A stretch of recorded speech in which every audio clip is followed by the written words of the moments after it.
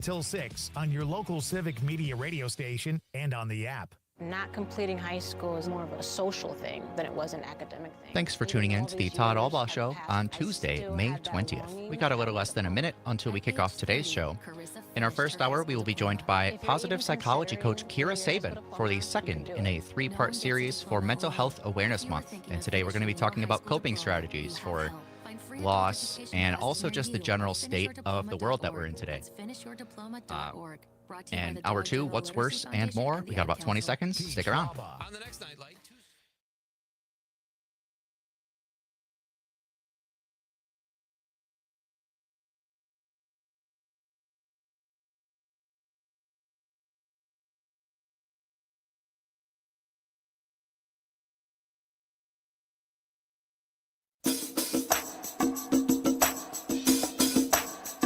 Live from the Civic Media World Headquarters in Madison, Wisconsin, it's the Todd Allbaugh Show.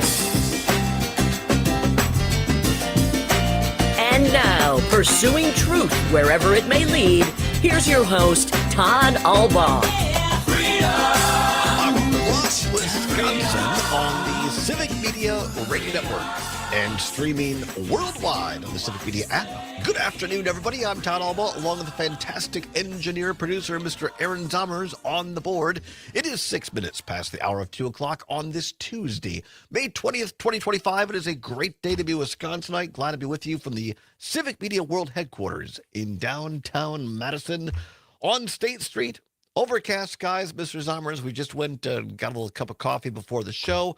A little windy, drizzly, and gray. Great day to stay inside. Yeah, this morning I woke up to some police sirens. I don't know what that was about. But more importantly, the thrust is rainstorms. A lot of rain very quickly, and I'm glad it slowed down enough for us to be able to go get that coffee. One of those rain events this morning, at least here in Madison, throughout much of Madison, rain was kind of going sideways. It was that windy. So lots of rain across the state of Wisconsin. Some places are going to get heavier doses than others.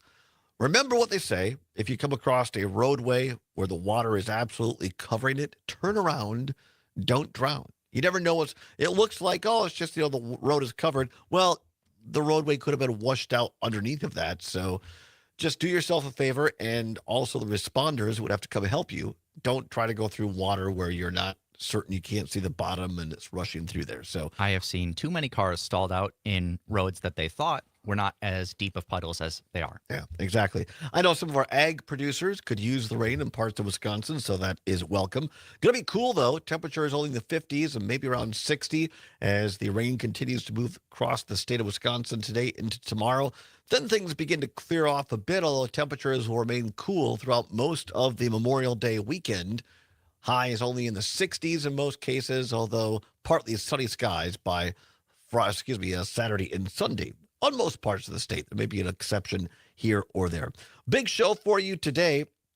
Coming up in hour number 2, going to have a what's worse for you in terms of spam. And we're not talking about the kind you eat. We're talking about the kind that arrives in your inbox or in your snail mail, i.e. your postal service mailbox. Junk mail, spam. Talk about that in hour 2 in terms of what's worse. Go get to a little news of the day.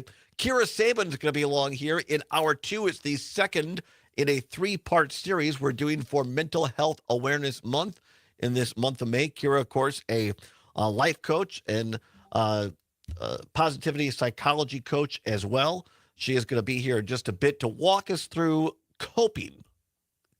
And we're not just talking about death, but also depression, things that we all face in our life. It doesn't have to necessarily mean clinical depression, but we all get down. We all get things that we're feeling overwhelmed about right now, whether that's the news, whether that's politics, just the large amount of things we find on our plates. We all get overwhelmed. So Kira's going to be here and walk us through some great steps on how we stay mentally fit, mentally healthy, and how we cope with these things.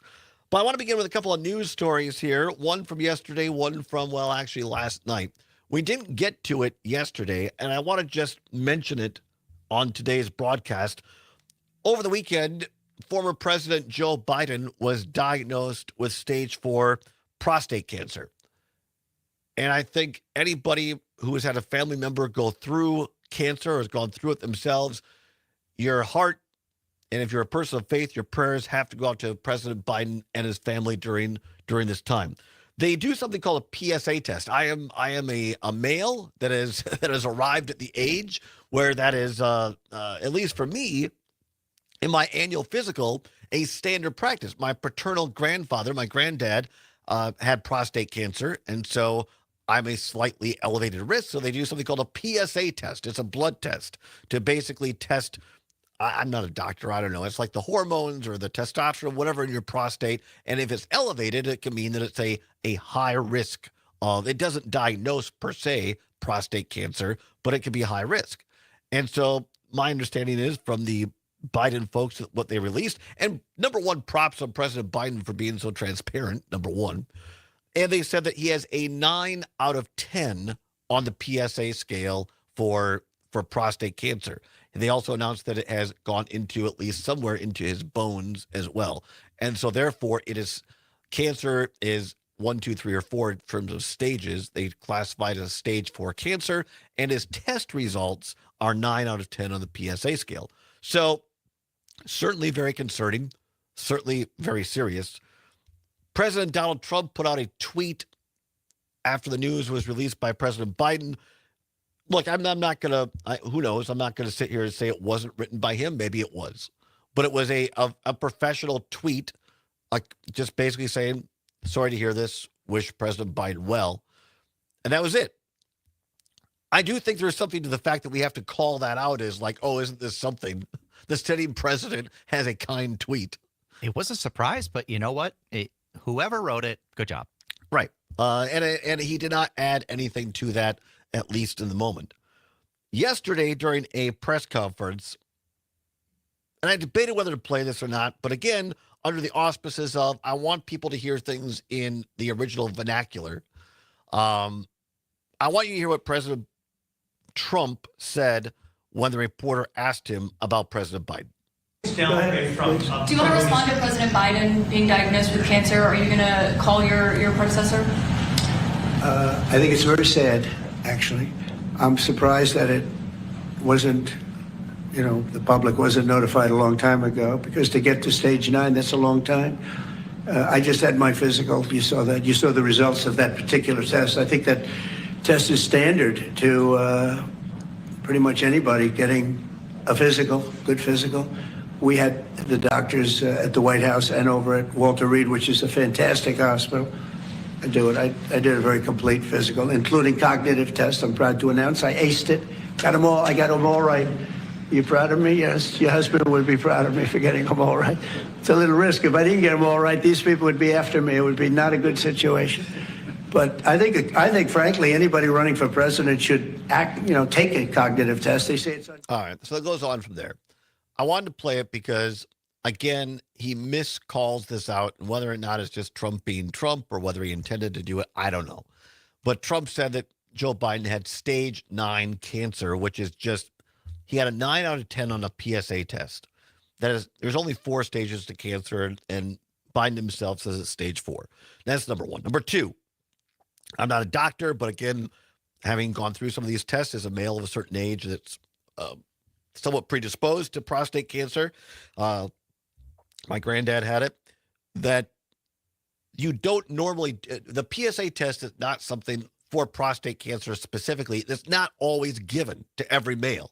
And my understanding from the medical profession is once you reach the age of 70, they stop doing it as a matter of practice, unless you're predisposed. I don't know President Biden's history, but let's just say he wasn't predisposed. So it's not unusual that they wouldn't do this cancer. And again, from reading about medical professionals, this could come on very quickly. So it is very possible that last year, a little over a year ago, he would have had his annual presidential medical exam and it came back fine. And so they didn't do any more testing. From what I've been reading, they have called this a very aggressive type of cancer. Right. That does not mean he's going to die in the next 10 days or something. Right. That just means it does move incredibly quickly. It just sickens. It can move incredibly quickly. It just sickens me that Trump, and again, you heard his response there. In any other president, I don't care whether it was Obama or W. Bush or whoever, anybody else in that situation would have said, our thoughts and prayers are with President, whoever the former president was, and we wish them a speedy recovery. But instead, Trump goes on and on, makes it about himself, and basically attacks Biden. I think that shows you the kind of person that Donald Trump is in that situation. I just wish President Biden all the best. I appreciate him being transparent. And again, if you're a male of a certain age, consult your doctor. Make sure that you're being honest about people in your life that might have had prostate cancer. Get the tests, know your body, and if something doesn't feel right, go get seen. That is the main thing I wanted to say about that. All right. Other big story yesterday, and some really great reporting by the Milwaukee Journal-Sentinel's Kelly Meyerhofer, Sophie Carson, Madeline Heim, and David Clary. Tragedy at my alma mater at the University of Wisconsin-Platteville yesterday from the Milwaukee Journal-Sentinel. University of Wisconsin-Platteville students, 2 of them, died in a residence hall incident that a school email describes as, quote, a targeted and isolated, unquote, incident yesterday.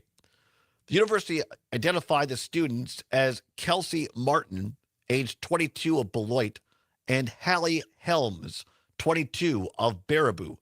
Helms graduated with an elementary education degree just 2 days before the shooting, according to a graduation program. Martin was listed as a psychology graduate in the same program.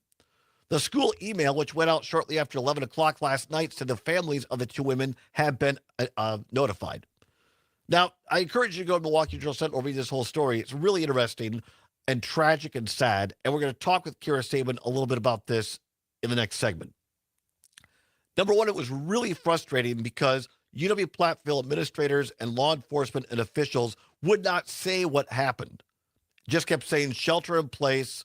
There was a large police presence on campus.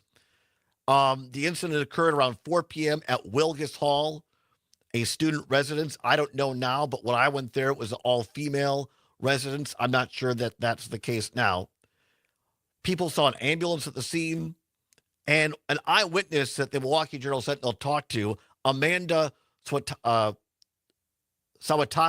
I hope I'm saying that right, age 24, Sawatoski, was drinking at a water fountain on the first floor of Wilgus Hall and heard the voices of 2 people fighting in a room down the hall about 3:20.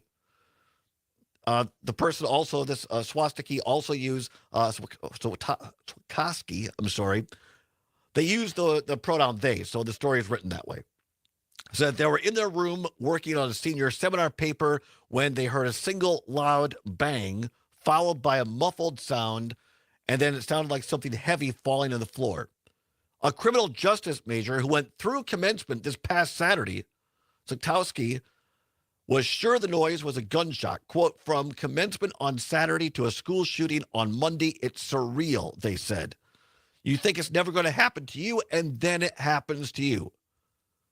Sotowski barricaded their door with a chair, fearing a shooter was on the loose in the dorm. They said it was, quote, a fear of I'm trapped like an animal in a cage, and the mental awareness that I'm just sitting there and there's nothing I can do is festering. I never thought I would be a statistic in a criminal shooting, unquote. A little before 5 p.m., 3 police officers knocked on their door, yelling to open up. The officers, who they described as heavily armed, searched the room and escorted Sokowski out. A family member of Helms declined to comment. Relatives of Martin could not be reached for comment. These were 2 young women graduating from the University of Wisconsin-Platteville, and we don't know what happened. We don't know what the circumstances are. All we know from the reporting here by the Milwaukee Journal-Sentinel and eyewitnesses is there was a gunshot at University of Wisconsin-Platteville in Wilgus Hall, and 2 young women are dead. We're going to talk with Kira Sabin on the other side about coping. How to help prevent things like this, take care of our mental health, and what do we do when this affects us? Don't go anywhere. It's the Todd Allbaugh Show on a Tuesday across Wisconsin on the Civic Media Radio Network.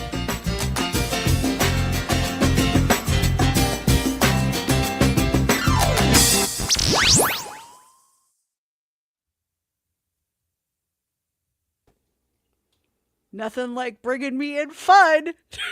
All right. We'll not be coming on 80s music today, Kira. I'm sorry. I was like, okay. Good to know. Yeah. Good to know. Yeah. How are you guys doing? Hanging in there. How about you? These kind of days make me want to do nothing, and I've had to be productive today because it's just like you just want to like. Go it's back to overcast. bed. It's dreary. I know right? it's super dreary and cold.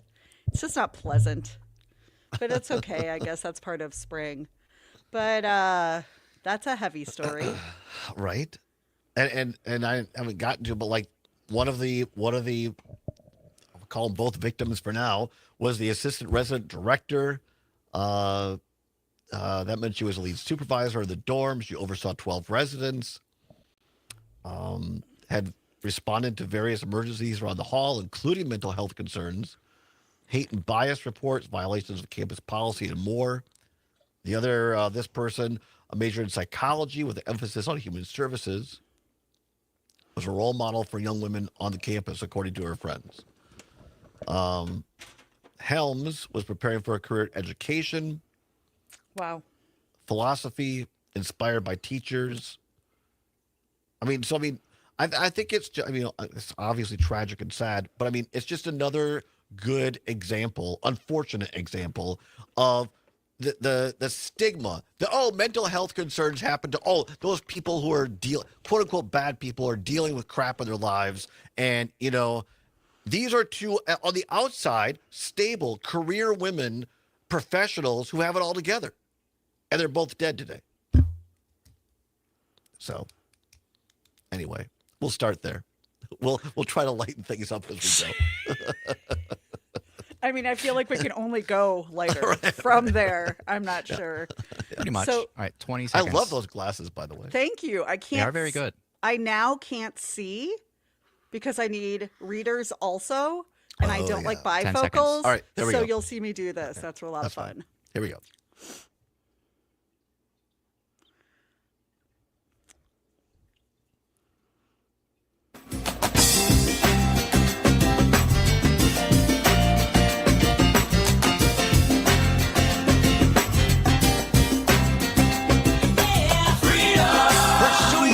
Wherever it may lead. And we'll leave it there for now. This is not necessarily a fun part of the segment. We'll get into that maybe in hour number 2. Glad to have you along. 22 past the hour of 2 o'clock here on a Tuesday, May 20th, 2025. Kira Sabin in with us. Kira, really appreciate you being here.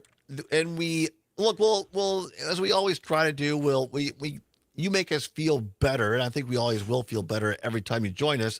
But want to talk about this incident at UW-Platteville where 2 young women are dead. And again, a shout out to the Milwaukee Journal-Sentinel. And I think this is important because good local reporting is so important. Kelly Meyerhofer, Sophie Carson, Madeline Heim, and David Clary all contributed to this story, which lays it out. And for those that didn't join us before, 2 young women identified as Kelsey Martin, 22 of Beloit, and Hallie Helms, 22 of Baraboo, are dead after an apparent shooting at Wilgus Hall at my alma mater of UW-Platteville.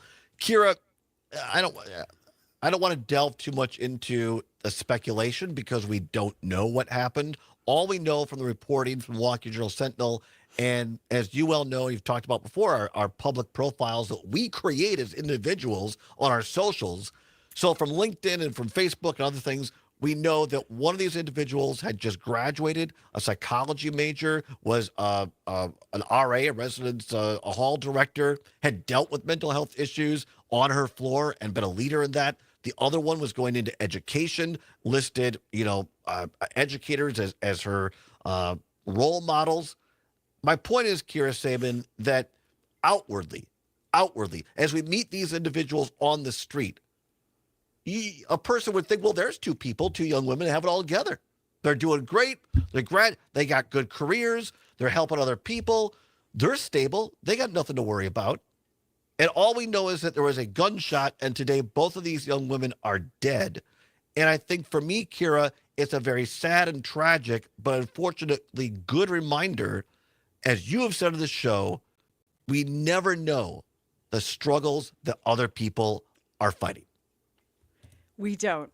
We have absolutely no idea. And I feel like in this day and age with social media and technology, it's even harder. It's harder to detect. It's harder to know when people are struggling. And everybody is in a level of comparison that we never were before for thousands of years. We wake up comparing ourselves to other people our age, other people we inspire to be, and it keeps us in a place of isolation. And it keeps us in a place of feeling like there's something wrong with us and everybody else has it together. And the biggest conversation around mental health is everybody has problems on some level at some point with mental health because of life. Because of just life. And mostly because most of us, unless you're under the age of 10, didn't learn any coping skills that would be helpful, didn't learn really healthy mindsets, didn't learn anything to kind of get us through these times. So there are lots of different kinds of coping skills we're going to talk about today. Some of them are helpful, a lot of them are not. And where we put our time and energy, number one, is super, super important, but just giving ourselves and everybody else a break. That person who's grumpy at work, that barista that wasn't as happy, we don't know what anybody else is going through. And I feel like where the separation has really hurt us is we just assume everybody else is okay. And it's very clear we're not. For those needing to talk with someone, even if you don't think you're quote unquote suicidal, I know that might not be the right term, but I think it's a term that people identify with, so that's why I'm going to use it. I mean, people are like, I'm not really suicidal. I'm not going to do self-harm. Doesn't matter. If you're just really stressed out and you're like unstable in your own, like, I do not feel okay, pick up your phone and either text or dial 988. 988. There is someone standing by 24 hours a day to talk with you and can get you help.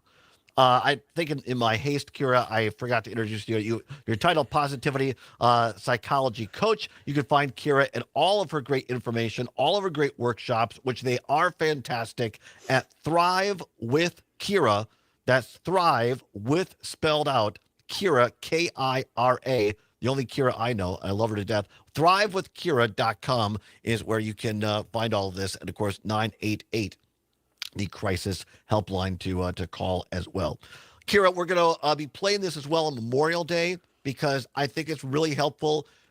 Memorial Day, we tend to think, it's Wisconsin Dells in summer. But there are a lot of people who are trying to cope.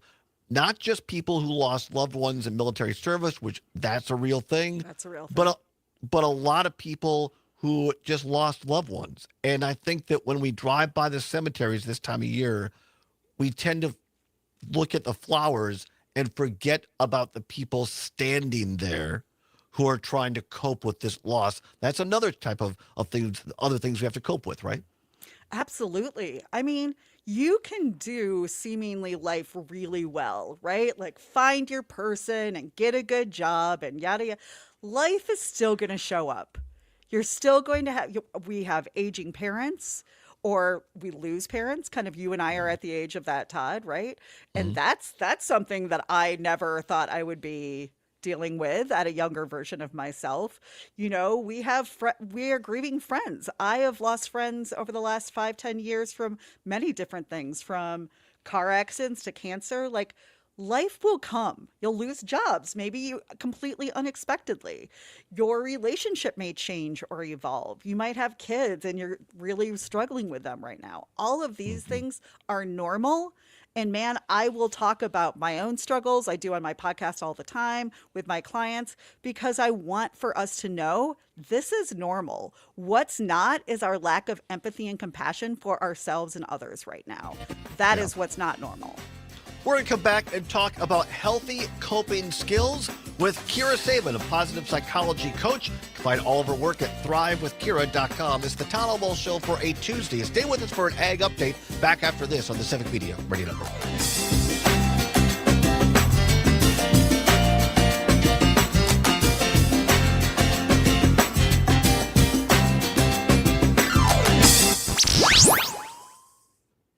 Tom Harper. Marvin here. You're listening to 92.7. Very good. Thanks, Kira. I appreciate that. I know it's kind of heavy to start with, but it's timely, and I think it's a good setup. We didn't plan it this way, but I think it's a good setup with what we're going to talk about.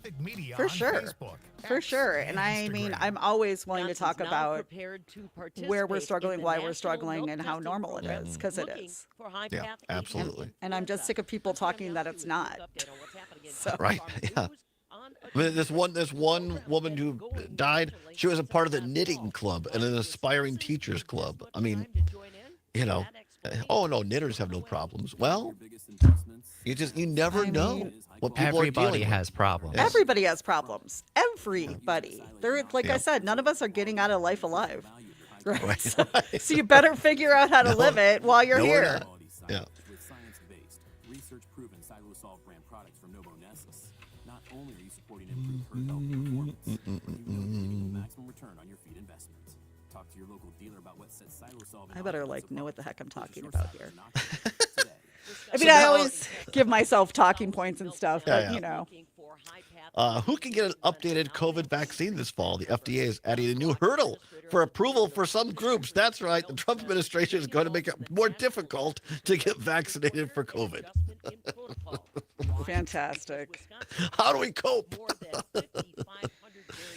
Kira is fabulous. Thanks for having her on, says Terry Barr Media. Well, thank you, Terry. You're fabulous as well, but I think you're both fabulous. Thanks, Terry. So that we have time to just make sure that we're getting samples in. There's no issues with the process. We have trial. Listen, I mean, I've had a camera for 2 weeks in a row here. I think we know that's something. I'm very excited about that, and the fact that Kira has better lighting in her home studio than I do here at the world headquarters of Civic Media. That tells you all you need. Interesting. It is, because this is my apartment, right? Right. Like, this is. Look how dark I am. The lighting. Yeah, that is. You know. Look, I have this nice little. I know. So, and where's my unicorn is up there, and yeah. Oh, there's Danny. There he is. Kira's lovely and talented husband.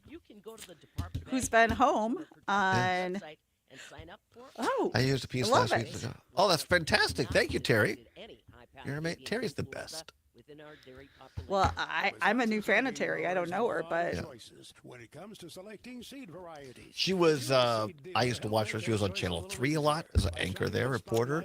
She was oldies 94.9. She's been on radio for a number of years. WOLX. She's the best. She's the now best. playing A pro's 90s pro. music. Now she's the host of Max Inc. Radio here at Civic Media. Plus, does a lot of our news stuff for us. Love it. For more information, visit wisoybean.org.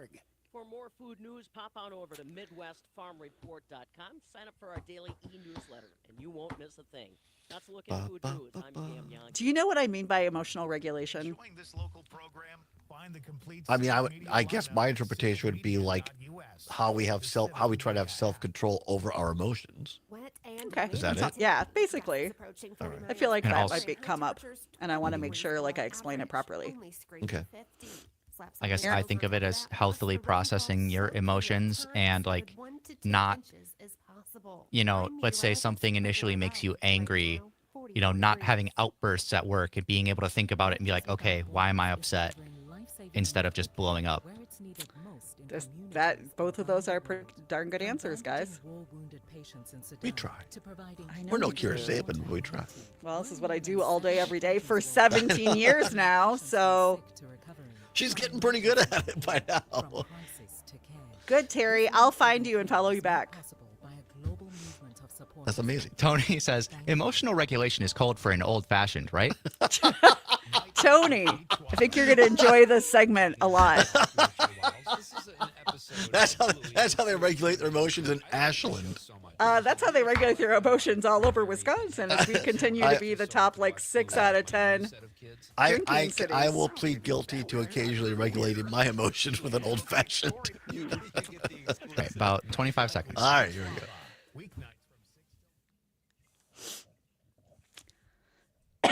All right. This is, I can only kind of see this. This is really funny.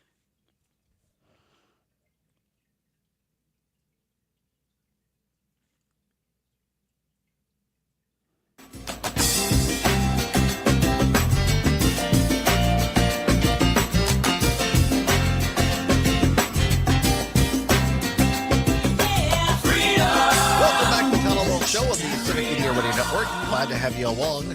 We have with us today Ms. Kira Sabin, longtime friend of mine, but more importantly for this program, a positive psychology coach. You can find all of her work at Thrive with Kira. Kira spelled Kira, thrivewithkira.com. She joins us via StreamYard from her home.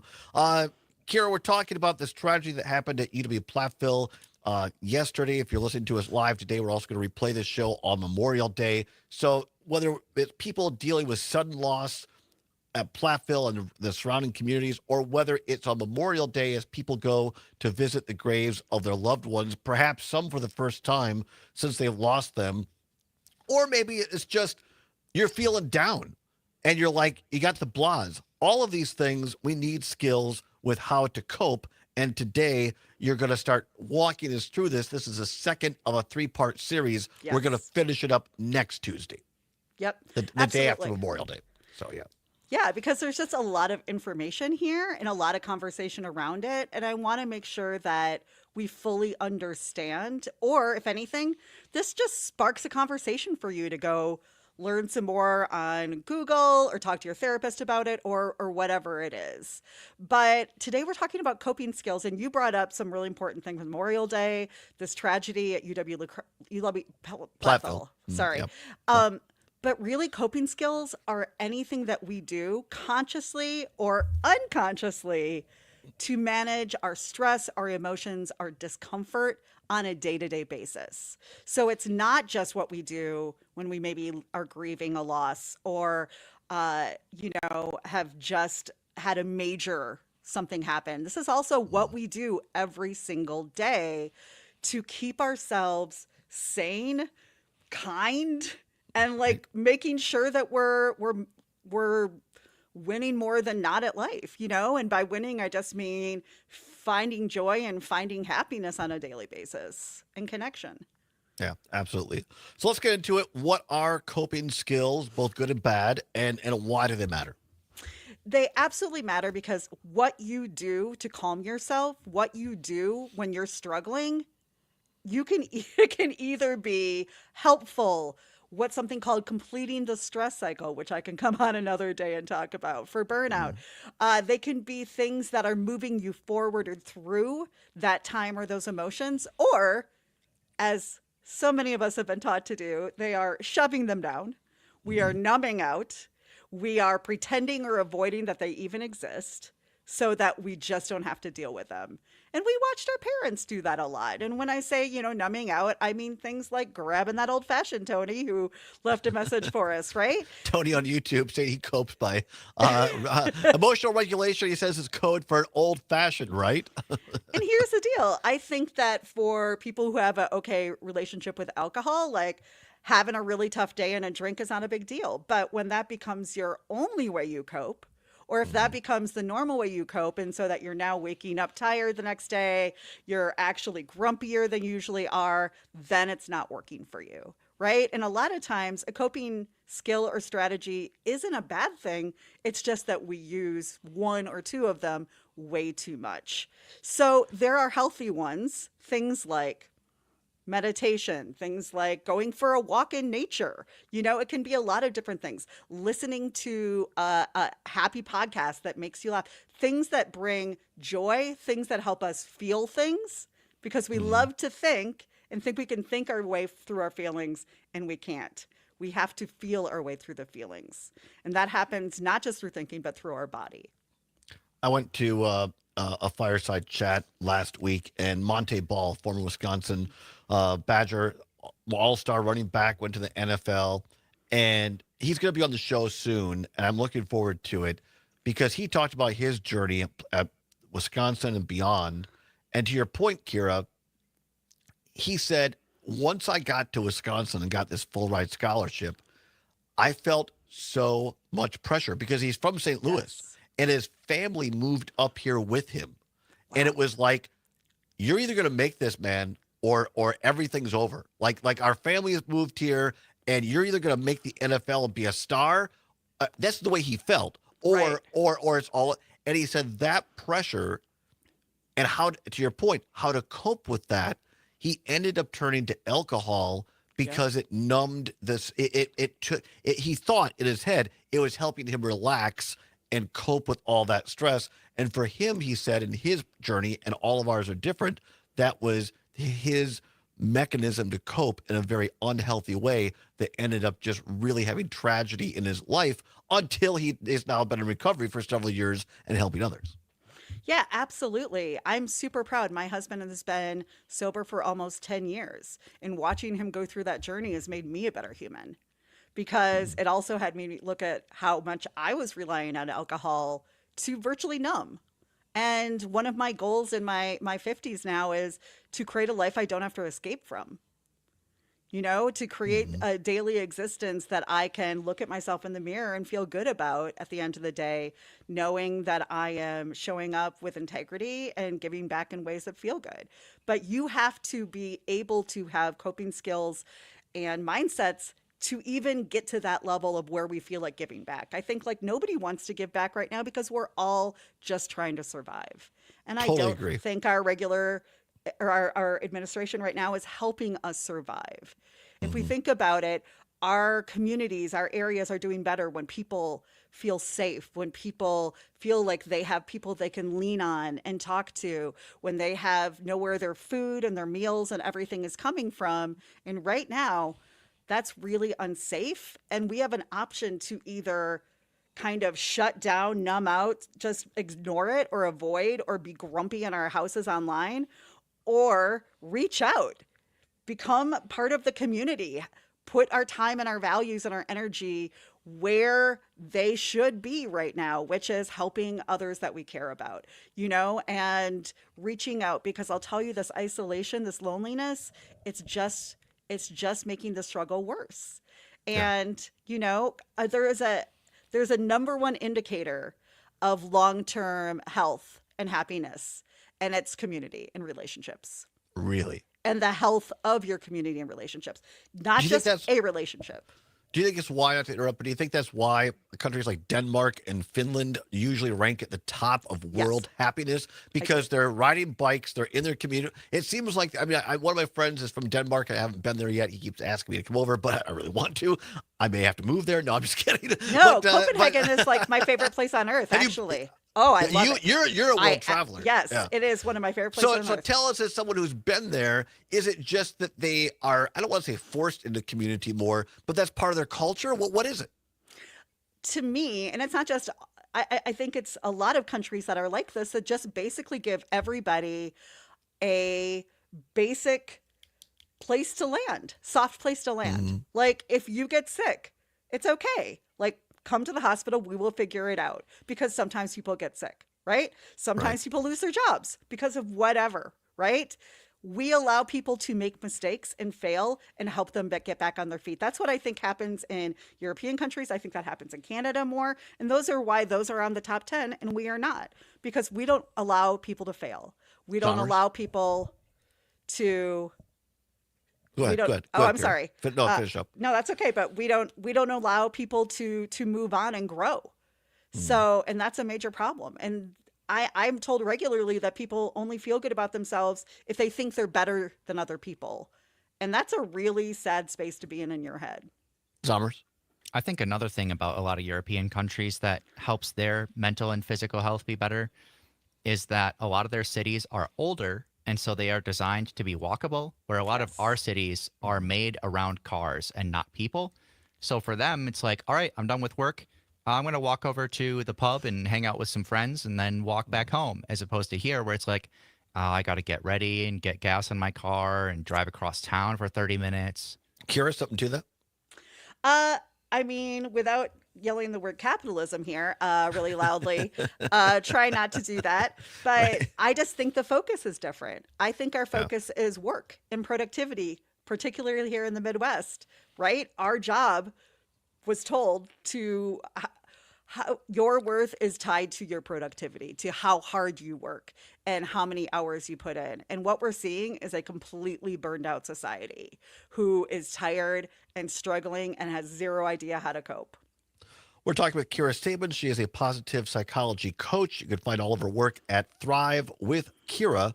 thrivewithkira.com, thrivewithkira.com, talking about coping in this May mental health awareness month. We're in our second of our 3-part series, which will finish up on the Tuesday after Memorial Day. Kira, where did these coping skills come from? Is it the old, well, okay, let's go back to your childhood? Is it the people we surround ourselves with? Where do these both positive and negative coping mechanisms come from? Well, there's a very good chance that what you saw your parents come home and do every day after work is exactly what you go home and do every day after work. Whether that is crack open a beer, pour a glass of wine, or go outside and exercise or go in nature. I mean, we kind of do what we saw, right? And that's super normal. That's what familiarity is, right? And we do a lot of what we saw our parents do. But we know whether our parents were happy or not. We know whether or not they were really thriving. And if that's not working anymore, or maybe it worked for them, but it doesn't work for you, you have to look at it and step back from it because it may be hurting more than helping at this point. That's really interesting. I mean, I see both good and bad on this, my own life. Our family likes to eat, I think, when we're anxious. Yeah, we do. I need something to eat. But also, like looking back after my parents' divorce, my mom was a single mom and we had basically no money. Right. We would go outside a lot. Go to like state parks. It was like, $18 for the whole year, other than the cost of gas. And so we would do a lot of hiking. And I think, honestly, in a positive way, I got that from my mom. Like, That's get amazing. outside. Get outside when you're down. But eat a bowl of popcorn, too, but also get outside.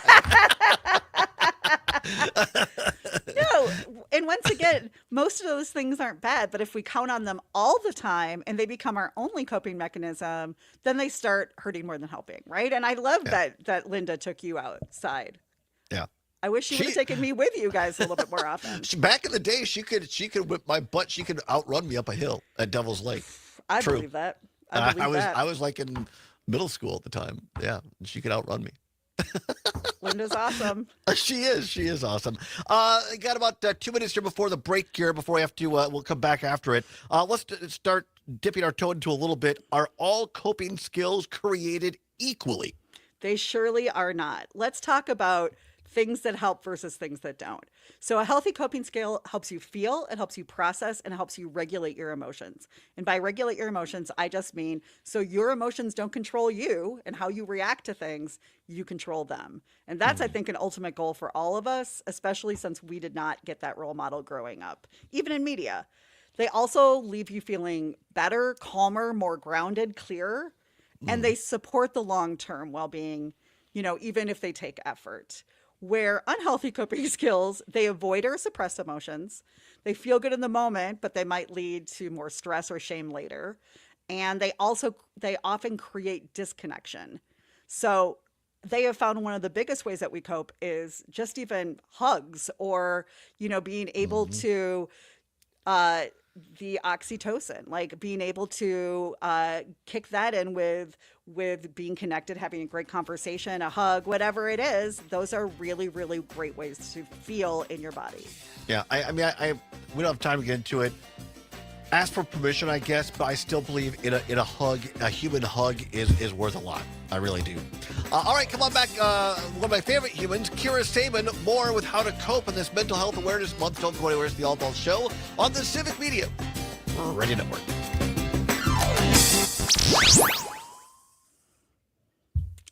My lighting is pretty good. I have it's fantastic. Umbrellas and stuff, though, right? Like I do. Yeah. And I have a ring light right here. I've got fluorescent lights above me. Come on, people. Come on, Civic. I know. I'm honestly, at times I think I should just go back to Richland Center and build out a studio in Mom's basement. Because she could just build a nice studio there. And you could just live there with Linda. Well, is she listening? Does she listen every day? She does listen. And I don't think she'd be opposed to that, but I feel like eventually we might, even though we might be living in different parts of the house, we might get on each other's nerves. I'm not sure.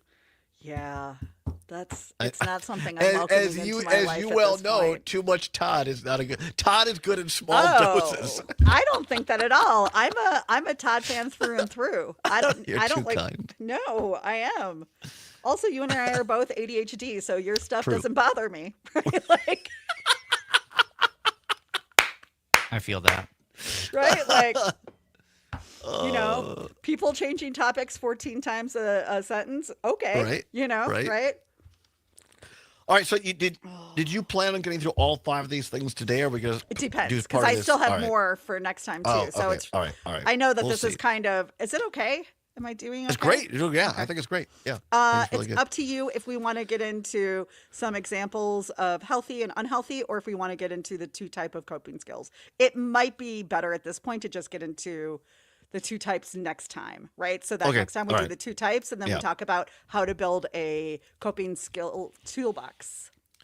Can we think of something like one thing at least to leave people to work on, some homework, or like something we can do I love how you until tell me next this week? at 30 seconds before know. I have to talk about it. How about breaking down stigmas? Just like How about we just say, why don't they notice how they're coping right now, what they're doing on a Right. daily basis? take a look at your coping. Right. And like, is it making you feel good at the end of the day? I like that. Yeah. All right. And if not, we have ideas next week. Yeah.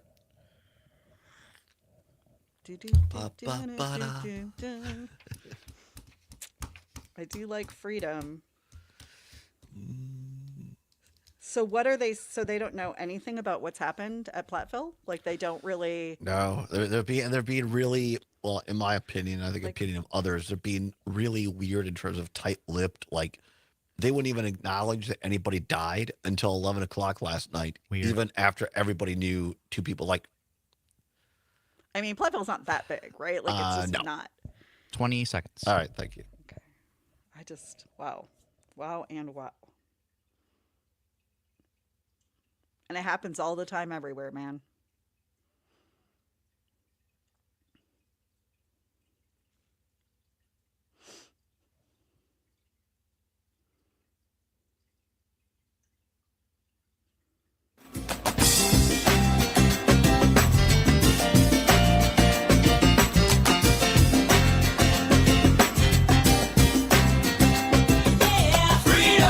Pursuing truth wherever it may lead and having fun doing it. Welcome back to the Todd Allbaugh Show on the Civic Media Radio Network. It is coming up on 8 minutes before the hour. Glad to have you along here. Kira Sabin, our positivity psychology coach, is with us via StreamYard talking about coping. Things we cope with that could be lost this time of year around the Memorial Day season when we're remembering people that were lost in duty from our military, our American heroes. It could be a grandparent, a spouse, a significant other, a friend who are visiting their grave, or it could just be we're coming home overwhelmed after work and we turn on the news only to be more overwhelmed. And we think, how are we going to cope with this? As Kira has told us already, there are healthy ways, getting outside, talking to people, listening to a podcast like hers, thrivewithkira.com, or there are unhealthy ways, which if you have a problem in a bad relationship with alcohol or other drugs and you go to that, and with alcohol you overindulge, other things that are bad. Kira, let's get into a little bit of this with right before the break. Are all coping skills created equally? Obvious answer, no, they are not. No, and I want to say that also the biggest thing about alcohol, because I don't like to say good or bad. I do say sometimes helpful and unhelpful, right? Like Yeah. some things are just not that helpful. And at the end of the day, anything that is shutting down our emotions, pushing them so we don't have to think about it or we don't have to feel, that's never going to be a long-term good idea. It's just not. Right. And we do that a lot of different ways, right? That also is our tiny little computer that we have in our hand that we're on all day, every day. Right. So I saw a comedian recently who's our age, Todd, and he was saying how in the 80s we were automatically mindful because we didn't have cell phones and you had to think about your stuff. Right. You had to Right. actually be Yes. present or in the moment, where now we can avoid almost everything because of our phones. We're playing games. We're on social media. We're reading news. We're doing whatever. But it's all just a way to ignore or avoid what's going on in our lives and our feelings. So it doesn't matter if it even seems good. If it's something that is pushing down your emotions, ignoring or avoiding, here's the deal. Your emotions are going to come out one way or another. There's something that they have found out through science, through psychology, that if our emotions are pushing down, sometimes they can now create illnesses. They can stay in our bodies. They are like, there's actually proof behind this. There are books written about it. Like, if we don't teach ourselves how to feel, even the tough stuff, it'll come out through anger. It'll come out through abuse. It'll come out through addiction. It'll come out in other ways. So the smartest thing to do is start figuring out how to feel what you feel. And I'll tell you, the best way that I love to think about therapy or coaching or anything like that is everybody can use an outside perspective occasionally. We get so caught up in our heads and all of the things and all of our stories and all of our perspectives. Everybody can use somebody occasionally holding up a mirror and saying, whoa, are we sure that one makes total sense? Or could it also be this? Or could it be that, right? Just to really be able to clarify our lives, because we're living in a lot of stories and perspectives that are unhelpful. And a big one, I think, for particularly Midwesterners in our generations is pushing feelings down. Don't have them. Don't feel them. Don't talk about them. It's bad. And it's not helpful at all. I think that's a really great reminder, and we're running out of time here. So, and we talked a little bit about this before, long time ago, actually.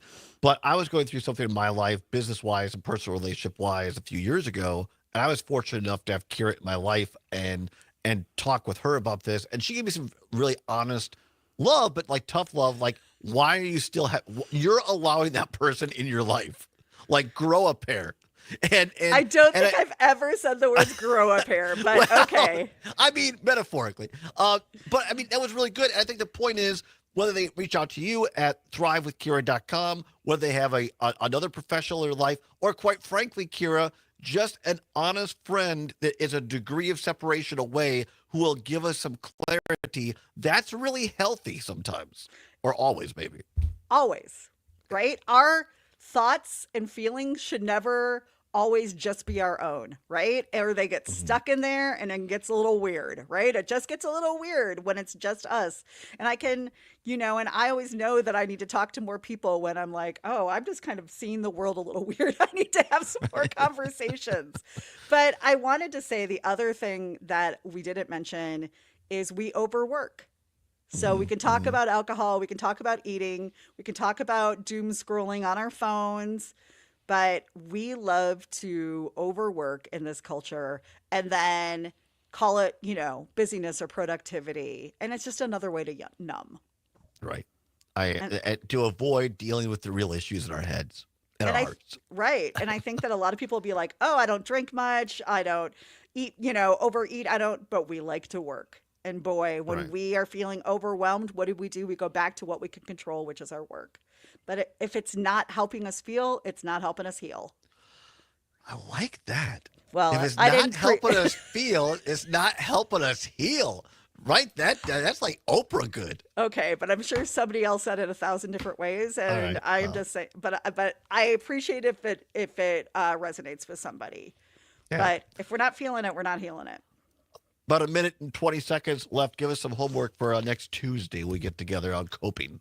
So next week, I'm going to really talk hardcore about the two type of coping styles, because not everything is the same.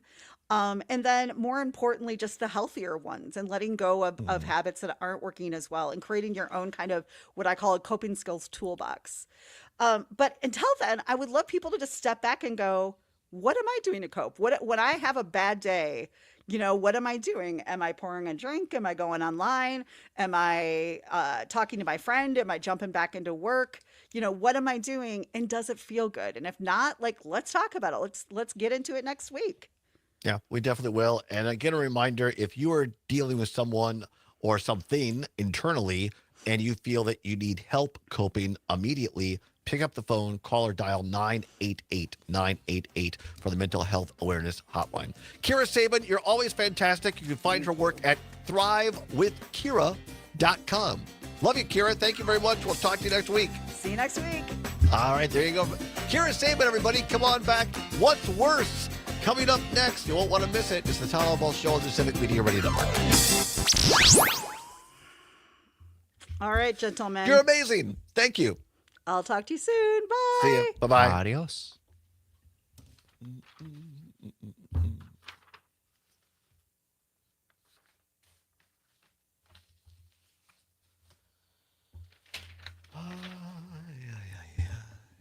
to defend against ICBMs and hypersonic capabilities.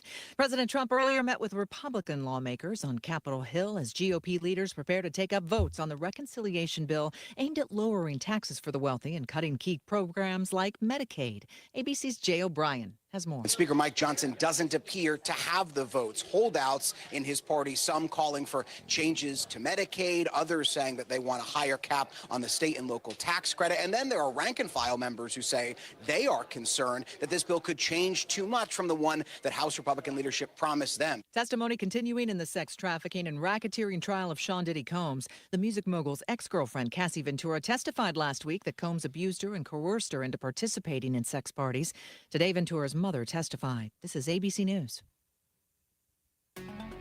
This is your local civic media radio station. Want to hear even more? Anytime? Find all I know of I it just at texted this to you, but I know you're watching the stream, so I'll say it too. Cam and Appleton text, what tool do you guys use to look at the texts? I don't know. Whatever it is either custom built or a custom implementation that I believe Sage coded. I know there was some service that we initially used.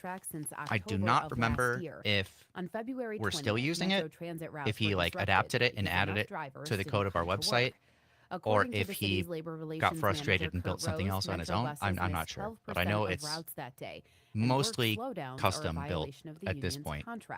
That's my understanding. Offered a 3% raise, which staff said was in line with raises in other departments and with other unions. Rose filed a complaint with the Wisconsin Employment Relations Commission, saying the union did nothing to prevent the so-called sick out, and it was illegal under Wisconsin law. The Employment Relations Commission has not yet issued a decision. Meanwhile, Madison students get free rides on Metro Transit again this summer. This is the 5th year of the Summer Youth Pass program. Kids in 6th through 12th grade, including those I know who for our just phone graduated high system, school, we get use free rides Twilio all summer or long. Twilio, And however any you say it. students who don't So I qualify to get imagine for free it could can get just it be for something, maybe they have an $35. API or Now for something our like weekly that check of for prices this. at the pump, That here's actually Melissa would Kay. make a lot of sense if it's something that we just adapted from their stuff. For an average of $2.98 today. This is 2.5 cents higher than a month ago and over 38 cents per gallon lower than this time last year. Oil prices jumped following President Trump's decision to reduce tariffs and strike new trade deals. This move caused gas prices to increase in over 3/4 of U.S. states last week. Drivers are seeing significant savings at the pump compared to a year ago, but that gap has narrowed as oil prices have rebounded. As it looks now, this could be one of the most affordable summers for motorists since the pandemic. That's Melissa Kay, and I'm Savannah Tomei Olson. This is 92.7 WMDX News. It's the Brewers in Baltimore. Hi, I'm Mike Clemens with sports. Baseball tonight, the Brewers and Orioles for Game 2 of their 3-game series. The Crew winning 5-4 last night, thanks to an RBI single from William Contreras, who, despite a fractured middle finger on his left hand, had 4 hits in the game, tying a career high. Pat Murphy. Hitters don't use their baby fingers that much. They might be on the bat, but these are the 2 fingers on each hand you hit with. So the pressure of that when you turn the bat over too soon or hit it off the end, the vibration on that is tough. NBA, Giannis Antetokounmpo scheduled to meet with the Bucks about his future with the team. His older brother, Thanasis, says he's been cleared to play again after suffering that torn Achilles last year. Former Badgers John Tonje, one of the top 5 scorers during drills at the NBA Combine in Chicago. You know, to see myself near the top of that leaderboard was pretty amazing. It was kind of surprising. I thought I didn't shoot it too well just because I want to make every single shot. That's Wisconsin's John Tonje. With sports, I'm Mike Clemens. Local radio for you and your community. It's Civic Media's mission with stations across Wisconsin. Find your favorites at civicmedia.us.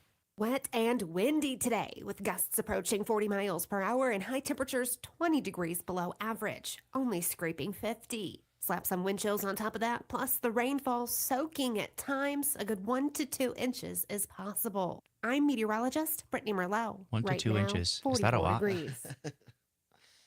The Maggie Dawn Show. Richard Trent, the executive director of Main Street Alliance. This current All right, I just sent you some of the norm entrances. So we'll open a regular theme song. I'll say it's a great day to be Wisconsinite. But folks, have some breaking news, and it's a little bit sadder today. We can start the Cheers theme song, and then I'll come in with the The Maggie Dawn Show, weekday afternoons 4 until 6 on your local Civic Media radio All right, I have the theme song and I have that clip All right, from you. thank you. Talking with our pal Stuart J. Waddles. This is an episode of Bluey that Stuart turned me on to. I like this show so much. Would it be weird if I left my wife, remarried, and had kids with someone else just so I could watch Bluey with my new set of kids? I don't think it'd be that weird. I've heard a weirder. You make a great story. You get the exclusive. Nightlight with Oh, 25 minutes. Thank you.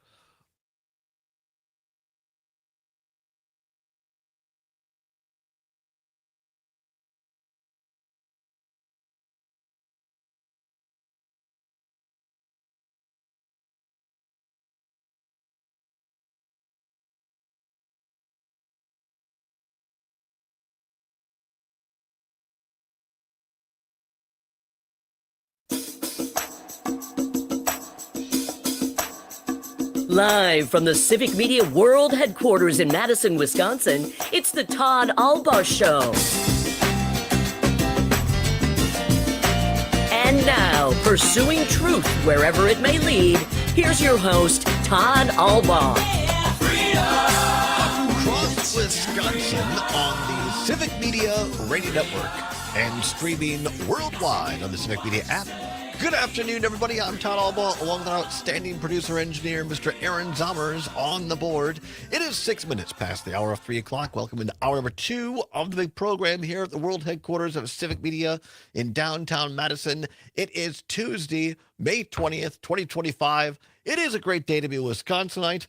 Cloudy skies here, rain falling down, and maybe appropriate as we move to some breaking news for you, because while it's a good day to be a Wisconsinite, a great day as a matter of fact, it's just a tinge more sad.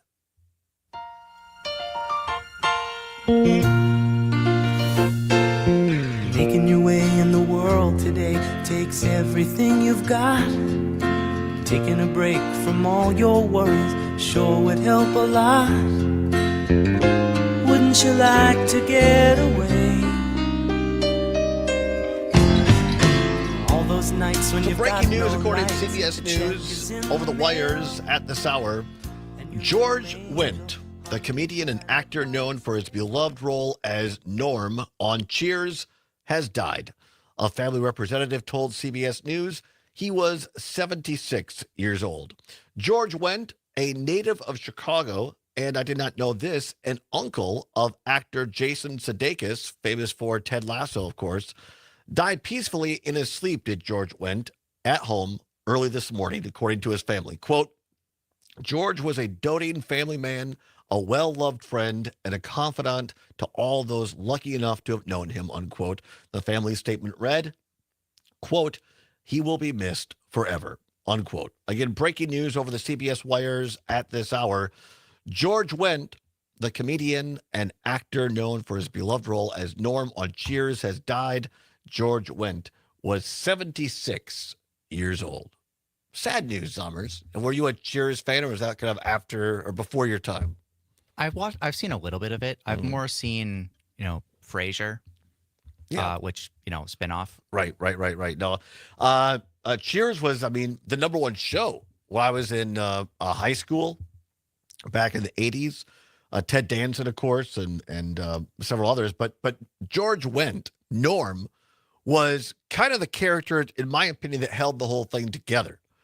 And he was famous for in the show Cheers. It was set in Boston, and the premise was it was owned by Ted Danson's character Sam, who was a former Major League Baseball player for, I believe, the Boston Red Sox. And he had retired and opened up this bar called Cheers in kind of the lower level. And there is actually a bar in Boston called Cheers. There were all these weird characters. And so it was Norm, and he would come in every day, or every episode of the series, he would come in the door, and everybody knew him. And everybody in the bar knew who Norm was. He'd been there forever. He was a daily regular, and he always had a snappy line.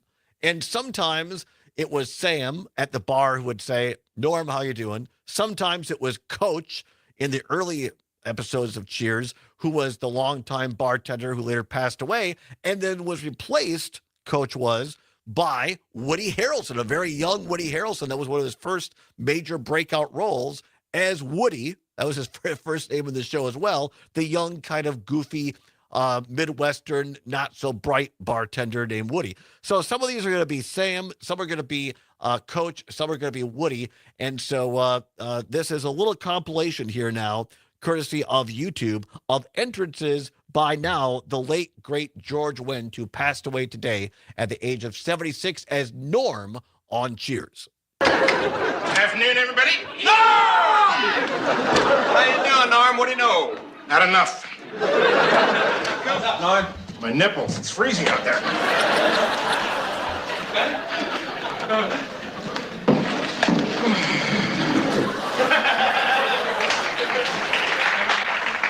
So, how was your Sunday there, Norm? You catch the Celtics 76ers game? Oh, yes. And the Bruins Flyers. The Ramos fight.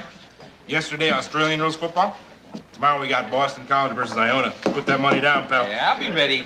Norman, doesn't your wife ever complain that you never spend any time with her? Would you? What's the story, Norm? Thirsty guy walks into a bar. You finish it. Norman, you are looking especially spry today. Thank you. Matter of fact, I joined a health club today. Ooh, good for you. Nice facilities? Excellent snack bar. What's new, Norm? Well, I just came from a late lunch at the Copley Plaza. Whoa, Norm, you had lunch at the Copley? Yeah, took a prospective employer there. Guy courting a guy. So what'd you have for lunch? The rack of lamb for two. It's just, don't remember what he had. Good, Norm. Well, science is seeking a cure for thirst. I happen to be the guinea pig. All right, well, that's just a taste. Well, probably the one of the most famous ones was when he walked in. Everybody says, Norm, and something about wearing milk-bone dog or milk-bone underwear, and he was it's a dog. That's what it was. They said, "Hey, Norm, what's up?" And Norm says, "It's a dog-eat-dog world out there, and I'm wearing milk-bone underwear." That's pretty good. Yeah. That's pretty good. Obviously great writing, but just the delivery of George Wendt as the character Norm. And he was in Toy Story 2, I believe, or Toy Story and lots of other works, but I think he will always forever be remembered as Norm on Cheers.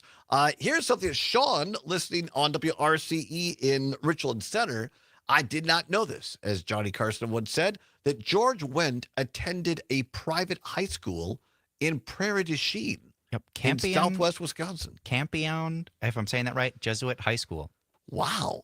I did not know that. So thanks, Sean. Appreciate that heads up there. So, yeah, if you want to call in with your memories of George Wendt and talk about him, obviously very, very sad that he's passed away at the age of 76, but boy, did he leave us with some really, really great memories. 855-752-4842, 855-752-4842, if you'd like to call in and talk a little bit about the passing today of the great, great actor, George Wendt. It's 13 now past the hour of 3 o'clock. Time once again for What's Worse. Let's go. This or that, this or that. Then, of course, the choice is yours. You can get with this or you can get with that. Time once again for What's Worse. Nothing to give away, no prize money involved, but it is your chance to have your voice heard across all 11 Civic Media radio stations, news, weather, and sports. Glad to have you along here on a Tuesday. Timely indeed. As you're saying, lots of people going to be inside today. Weather not so great. And you're sitting around, you're looking at emails, and people still get snail mail. And so people open it up and they say, well, I get all this junk mail. And so the question today, the category today, what's worse? Snail mail or spam? I should say junk mail or spam. What's worse? Spam on your computer inbox or junk mail through the snail mail? 855-752-4842, 855-752-4842. You can also text us on the Civic Media app. 855-752-4842, 855-752-4842. What's worse? You open it up and you have all this spam in your email folder, or you open up your snail mail box and there's all kinds of junk mail. Of course, during the political season, you'd get, as Mitt Romney once said, binders full of women. Not really.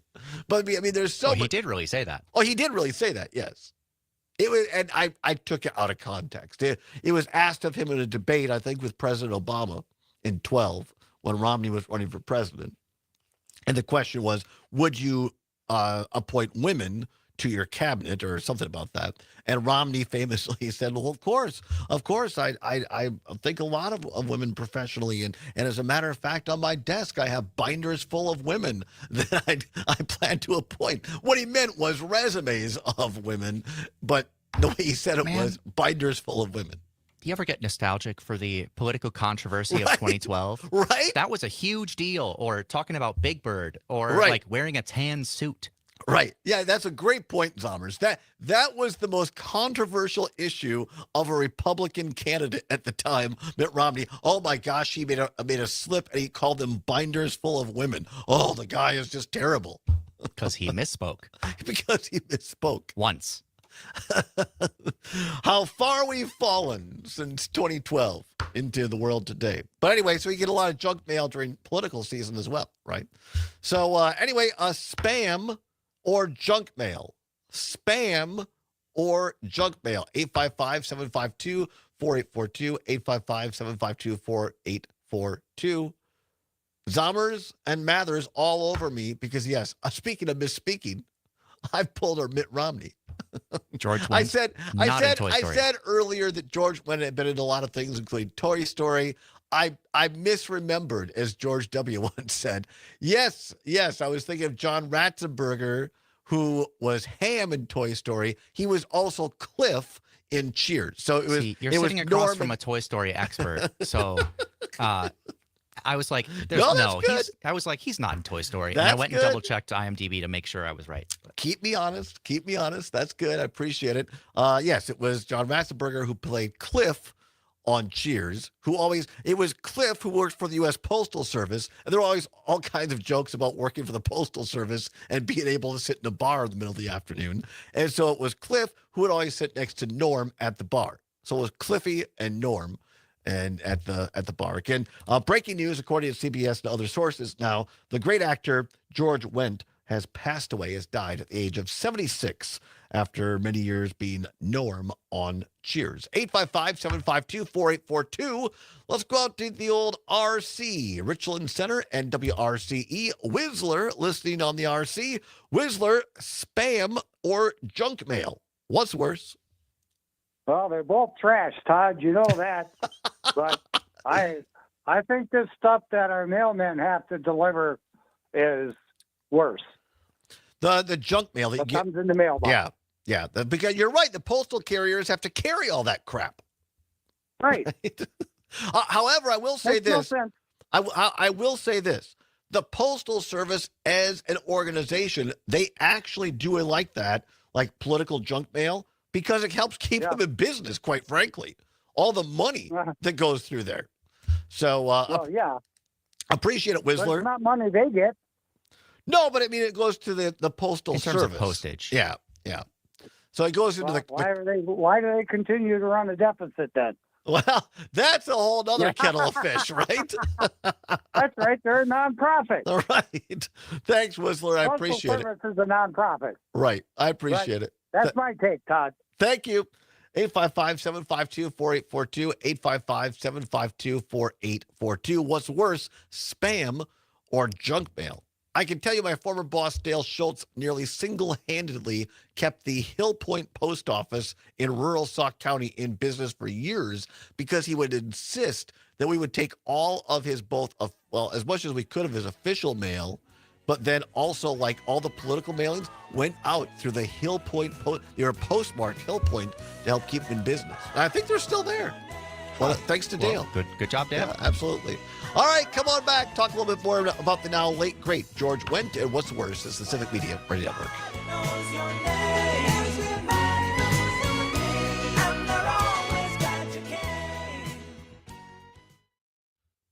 Real news and great conversation. 92.7 WMDX.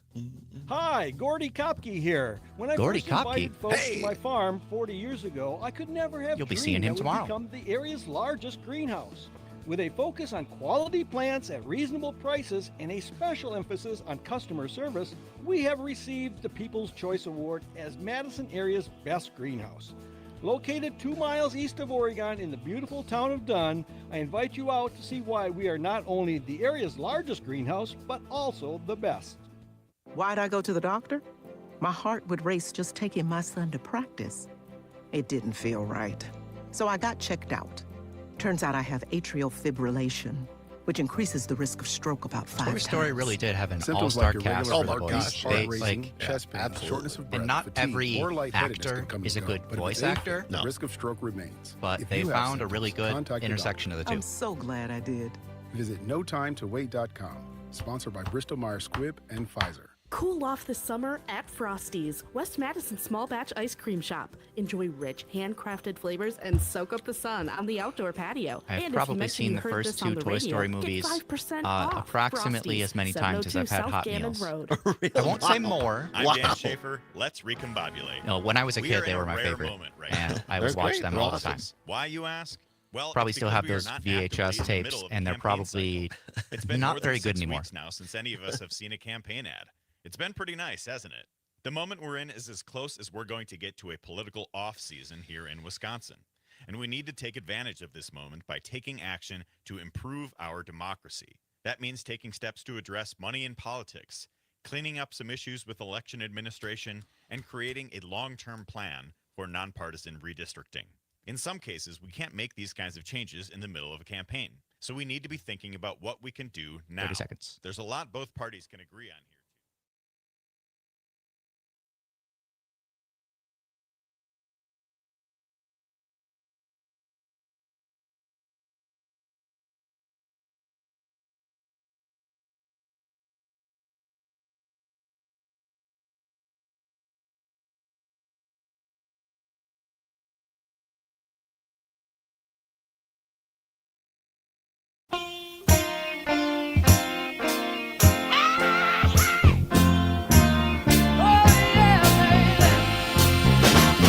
Like a fool, I went and stayed too long. I'm wondering if your love's still strong. Ooh, baby, here I am, signed, sealed, delivered, I'm yours. Welcome back to the Todd Allbaugh Show on the Civic Media Radio Network. 22 minutes past the hour. Great song, by the way. 22 past the hour, 3 o'clock. Signed, sealed, and delivered, if I can say it. What version is that? It's Stevie Wonder. Very good. And if you don't enjoy some Stevie Wonder, what's wrong with you? What's wrong with you, indeed? Exactly. Well, right now what we're playing is what's worse, not what's wrong with you. What's worse, spam or junk mail? 855-752-4842. 855-752-4842. What's worse, spam or junk mail? You can also text us at the Civic Media app. Also, marking the breaking news, according to CBS News at this hour, actor George Wendt, who played the iconic character of Norm on the TV show Cheers, NBC #1 for a number of years, one of the longest running comedies on television. George Wendt has passed away, according to his family, at the age of 76. Want to call in memories of George Wendt as well. Happy to talk about that. James Melhoff, our great station, WFHR, pardon me, up in beautiful Wisconsin Rapids. We've been up there. James saying on our group chat here at work, I'd forgotten about this, that George Wendt was also a founding member. Of course, my phone just changed. Of Steppenwolf Theater, a key member of the Second City, and a kind soul.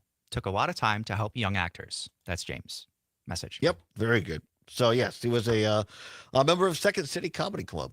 Lots of great actors got their start down there at the Second City Comedy Club. So, and of course, our own, as we said earlier, our own Mike Clemens, great sports reporter that he is, and saying that he actually, I did not know that. So not only did he attend, but George Wendt graduated from Campion High School in Prairie du Chien. Campion, I believe, named after Father Campion, a longtime advocate for kids and youth sports and that sort of thing in southwestern, south central Wisconsin. So thanks, Mike and James, for adding those things there. George went, again, dead at age 76. What's worse, spam or junk mail? 855-752-4842. 855-752-4842. Joseph on YouTube, watching on YouTube. Remember, we stream all of our shows on YouTube, Facebook, Twitter, X, Twix, whichever you want to call it. Joseph on Facebook says, Norm was absolutely the catalyst for the best of Cheers.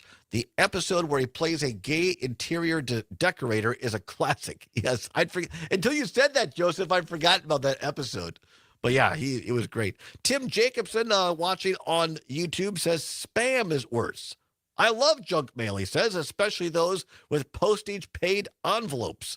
I put the junk back in those envelopes and mail their junk back to them. That is classic. I love it. That reminds me of a story that I will tell you when I give my answer. But right now we have a phone call. So. All right, very good. 855-752-4842. Well, let's go to the phones. Our friend down at beautiful Kopke's greenhouse, where we'll be tomorrow, Gordy Kopke, on the line. Gordy, spam or junk mail? What's worse, my friend? Well, I hate them both, but I'm going to go with spam being the worst, because every day it's like I got to get rid of 50 of those things. I try to block them and they just keep coming back. And I hear you. I feel you. Here's the good thing when people visit Kopke's greenhouse, which we're going to do tomorrow. You always leave with things you want. Great plants, vegetables, what have you. There's no junk mail at Kopke's, right? Absolutely not. Sorry, I couldn't bring you any better weather than what we're having tomorrow. But this is May in Wisconsin. It may freeze, it may snow, it may be 90 degrees. It may be any kind of weather. As I say, they used to say at my old job, there's no such thing as bad weather, just bad outerwear. So I'll have my good outerwear with me, and we may do it under the gazebo, or we might just do it inside. Because the great thing is, folks can go down to Kopke's in the town of Dunn, outside of the city of Oregon, and you've got so many things inside, Gordy, that you don't have to worry about the weather. You just roam the greenhouses and stay dry. Yeah, it's a great day to shop when it's raining, because it's strange. You should be planting your flowers when the sun is shining, not buying them. Buy them when it's raining, plant them when the sun comes out. See? Great time to get down there. Well, I appreciate you calling in, Gordy. We'll talk to you tomorrow. Look forward to being down there tomorrow. Great. See you tomorrow, Todd. All right. Thank you very much, Gordy Kopke, everybody. One of our great sponsors here at Civic Media. Appreciate them. Let's go to the phone lines, 855-752-4842. Let's go to Dolores, listening on WMDX in Madison. Dolores, spam or junk mail? What's worse? Spam.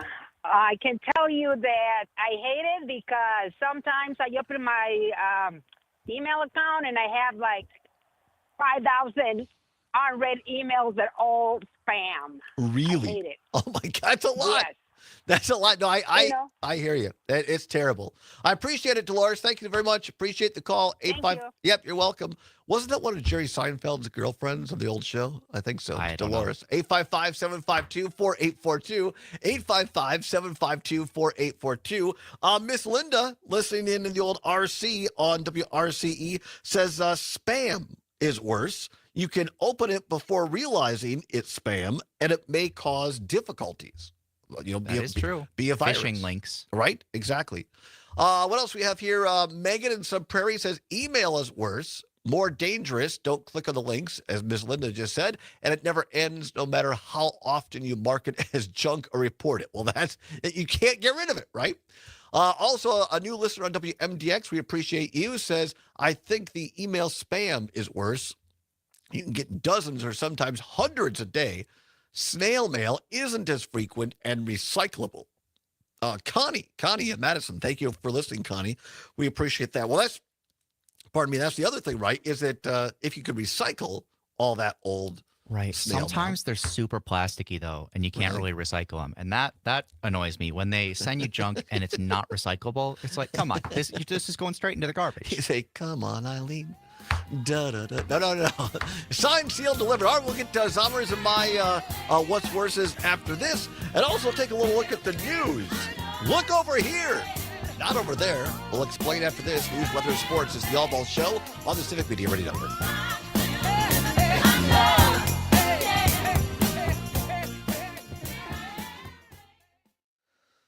Real news and great conversation. 92.7 WMDX. Your news, conversations, and a whole lot of fun. It's all on your local Civic Media radio station or the Civic Media app. Beef prices might see a break as beef volume builds. Not bad news for consumers ahead of Memorial Day weekend. I'm Stephanie Hoff along with you on a Tuesday. This is the Midwest Farm Report. Instantly, Market I'm advisor John intrigued Heinberg because joins it us could from by Total either Farm Todd Marketing or in Billy. West Well, Bend. I always He thought says even I with always higher thought it was prices, Todd or consumers still T-O-D-D-E-R, visit Billy. the grocery And then store one for day more he texted volume in of and beef signed it coming Todd into the or US. Billy. But he always says, Consumers this may is Todd or notice Billy. beef prices could see a correction. We're seeing strong imports of Brazilian beef coming in. That beef goes into the ground beef mixtures more than anything. Well, they cut, the good quality beef that we see at the meat case. The story I comes from wanted to the share is US not beef in terms of exactly those directly price-cut related to steaks, junk mail, chops, but it things of that is nature. related to But I think we're just at a spot here. We can see to the cash receiving market mail and since subscriptions and post sending Memorial things Day in back, terms of like the demand now.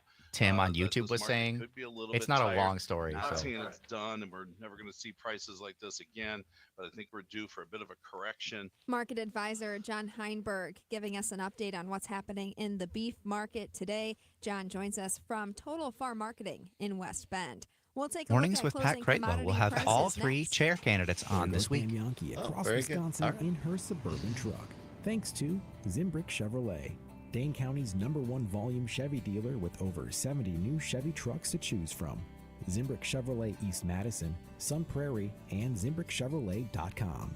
Be sure to keep up with Pam and her travels at MidwestFarmReport.com and on Facebook at Midwest Farm Report, on Instagram at MWF Report, or by downloading the Midwest Farm Report app. Wisconsin soybean growers have a lot of choices when it comes to selecting seed varieties. If you're a seed dealer, help make their choice a little easier by shining the spotlight on your products through the Wisconsin Soybean Yield Contest. By We also entering got a customers text in the regarding contest for Norm. the August Star 31st Trek deadline, Deep Space Nine seed had a dealers will recurring receive character named $100 Morn, for one who was a grower, regular at $200 Gorge for Bar. That's three, and right. I $300 forgot for about that. five How or could I more. forget Growers that? must complete an entry and harvest form to qualify. For more information, visit wisoybean.org. Tuesday from Chicago, grain markets closed higher. Cash corn up 7 cents. December new crop corn up 6 3/4 at 448.5. Cash soybeans closed up 2 1/4, while November new crop beans closed up 4 cents at 10.41 a bushel. And July new crop wheat closed 17 cents higher at 5.46 a bushel. The Class 3 milk contracts are mixed. The June contract is down 3 cents at $18.99 a hundredweight. The July Class 3 milk contract is up 6 cents, trading at $19.06 a hundredweight. Class 3 milk goes to make cheese, which was also mixed today. Barrel cheese closed 2 cents lower at $1.83.5. The 40-pound block cheese up 1/4 cent at $1.90. For the Midwest Farm Report, I'm Stephanie Hoff. You can always continue the conversation on social media. Share your thoughts when you find and follow Civic Media on Facebook, X, and Instagram. Wet and windy today, with gusts approaching 40 miles per hour and high temperatures 20 degrees below average, only scraping 50. Slap some wind chills on top of that, plus the rainfall soaking at times. A good 1 to 2 inches is possible. I'm meteorologist Brittany Merlot. Right now, 44 degrees. Farm Rescue makes sure that you aren't alone. They're there to extend the hand and to take the burden. Even the most independent farmers need help sometimes, and asking for that help is protecting the future. Farm Rescue provides equipment and volunteers free of charge to assist in times of crisis. We're currently accepting applications for planting and haying assistance. If you or someone you know could use our help, call 701-252-2017 or visit farmrescue.org. Nightlight with Pete Schwaba. Hello, Bluey. Talking with our pal Stuart J. Waddles. This is an episode of Bluey that Stuart turned me on to. I like this show so much. Would it be weird if I left my wife, remarried, and had kids with someone else 30 just seconds. so I could watch Bluey with my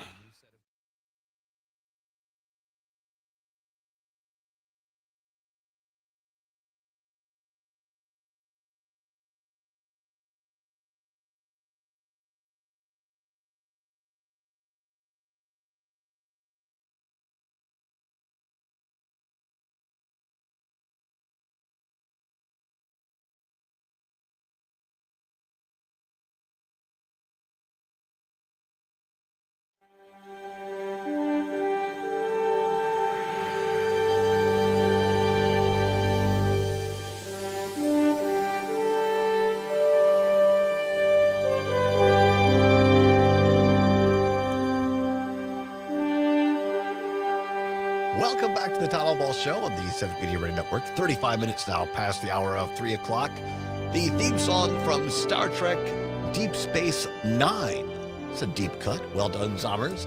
It's a part of the Star Trek universe that gets overlooked too often. It very often does. And we bring that up because, and we told you at the top of the hour, the breaking news today, this afternoon, bit of sad news. George Wendt, the comedian and actor, the beloved character Norm on Cheers, has died. He was 76 years old, according to his family. He was a Chicago native.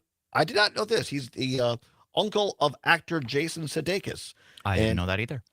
George Wendt died peacefully at his home in his sleep early this morning, according to his family. Again, George Wendt dead at 76. But you or one of our listeners, Zommers, gave us a little insight. Not only was he big on Cheers, but he had an influence, his character Norm did, even in the Star Trek world. Update us. Yes, this texter says, regarding Norm, Star Trek Deep Space Nine had a recurring character, Morn, who was a regular at Quark's bar, fashioned after Norm. Yes, I'd forgotten about that. And Quark, that's a whole nother, I think I've talked about before, but Quark was a Ferengi who ran the bar there, and there was the Ferengi rules of acquisition. And I've used a couple of these on the show before. We won't do it today, but just another great, one of the Ferengi rules of acquisition is peace is good for business. War is good for business. It's always a good time for business in the Ferengi world, war or peace. Anyway, great. Thank you for the insight there on Norm and Morn, the regular at the bar in Deep Space Nine. 855-752-4842, 855-752-4842. Going to finish up what's worse here. The category today, spam or junk mail. Spam or junk mail. Now, the screen says Todd or Billy. So we go to the line now. Do I have Todd or do I have Billy, or do you go by both names? I go by both. It came from a friend and I decided once to introduce ourselves to some people we didn't know as Todd and Billy. And when they asked, well, which one is Todd? Billy, we agreed we'd say Todd or Billy. So it just kind of stuck. It's not either of our names. But. That's really? Great. It's not either of your names. No. I really like this a lot. Well, to let least confusion, since my name actually is Todd, and I like Billy. I like Billy a lot. So here we go, Billy. Spam or junk mail? Billy, what's worse? Well, I think that junk mail is worse just because it uses more resources, I think, and I don't know how to stop it. Whereas with email spam, I can unsubscribe, and I find that generally works pretty well. Right. No, I think you're right. I think the danger though is for some people, even I've done it before, where you click on something that looks legit, and then you turn out, oh my gosh, it could be a Trojan horse or something like that. I think it's more dangerous. I mean, I'm not gonna click on a piece of junk mail in my box and get in trouble. It'll take up space. I think you can also just hit the little spam block shield or whatever, and then you don't even have to open it. Well, but see, you're right, Billy. I'm not going to say you're wrong about that. But the problem is then somebody sends me something that's legit. Oh, I didn't get it. I sent it to you. I didn't get it. Well, check your spam folder. Oh, there it went to spam. Yeah, I guess so. But I appreciate the call, Billy. It's fantastic. I love the Todd or Billy thing. Call back soon. All right. All right, thank you. All right, thank you. Appreciate it. Todd or Billy. That is a great story. I really like that. Todd or Billy. Maybe we should start calling it the Todd or Billy Allbaugh Show. I've told this before on the air, but this is real. My dad wanted to name me Jesse James. Jesse James Allbaugh. And my mom said, no. I think your mom was right. That's not happening. Anyway, so Todd is fine. 855-752-4842, 855-752-4842. All right, are we caught up on the old texter line, Zommers? I believe so. All right, so give yours quickly. Spam or junk mail, what's worse? I think that junk mail is worse. I guess being raised, growing up with learning the internet, I've gotten good at not being phished and being able to sort through spam. And so for me, it's just click, click, click, delete all of them. And for junk mail, it's like, man, especially like I said before, if they make it all plasticky and you can't recycle it decently, it's just more garbage. At the same time, I do love getting mail, so I love it less when I just immediately throw it out, though. I think this is going to be generational because opposite of you, I'm going to say spam is worse for me because again, I'm an analog guy living in a digital world. I can decipher junk mail. I can look at it and open it up. The really bad ones. You open it? Some of them, because some of them, I you guess. never know if it might be some of them they'll send and say, it says on the outside, it says, do not throw away important tax document enclosed. And sometimes when you open it up, it's real. And then then some of them you open it up and it's like junk mail disguised as real mail. So I can at least have the fortitude to open it up and the smarts to say, oh no, this is not real. I'll throw it away. And nobody gets hurt. Where with the spam, as other people have said, I can, anyone can click on that. And then by the time you realize it's not legit, it's giving you some sort of a computer STI, and you got to go get computer antibiotics and shut it down. And it's a lot of work. You understand? It's too much work. I can understand completely, and I do not judge anybody for picking spam because thank you. It is designed to be confusing and mess with you. And it works in my case.